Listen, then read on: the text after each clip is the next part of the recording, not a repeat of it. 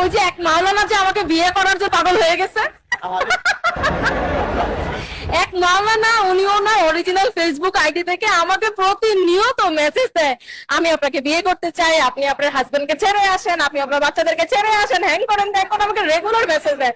আমি পড়ি আর হাসি। ঘুরতে বের হয়ে রাস্তার পাশে আমি থামছি, থেমে দাঁড়াইছি, আমার মাথায় হেলমেট আছে, মুখে মাস্ক দেওয়া আছে। আমি অবাক হয়ে গেলাম, একটা মেয়ে মাশাআল্লাহ হাতে এটা কি হাত মোজা, হাত মোজা আছে, পা মোজাও আছে, ইভেন চোখটাও ঢাকা মাশাআল্লাহ।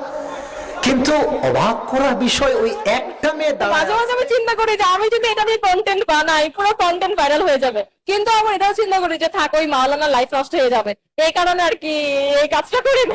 দেখে মনটা ভেঙে গেল যে বোন, তোমার রুচি নষ্ট হয়ে গিয়েছে, নষ্ট হয়ে গেছে তোমার রুচি। ছি ছি ছি ছি। আর মেয়েরাও কি যে বলবো, দুঃখের কথা, কলিজা আমার ফেটে যায়।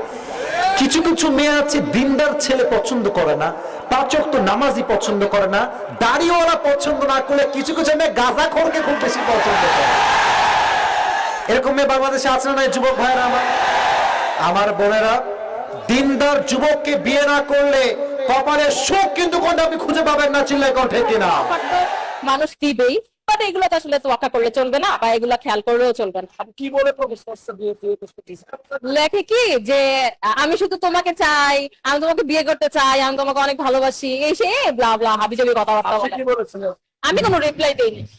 ও হ্যাঁ, আমি শুরুর দিকে একটা রিপ্লাই দিছিলাম, আমি জাস্ট লিখছিলাম যে আপনি বললেন যে আপনি আমাকে চেনেন, তাহলে আপনি এতটুকু জানেন না যে অলরেডি আমি বিবাহিত এবং আমার দুটো বাচ্চা আছে।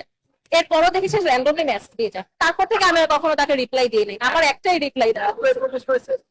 না এটা তো রিসেন্ট একটা ঘটনা, ফাটে বলবো এরকম তো রেগুলার হয়, বাট আমি এগুলা অতটা পাত্তা দিই না, কারণ এগুলো তো থাকবেই, এগুলো তো।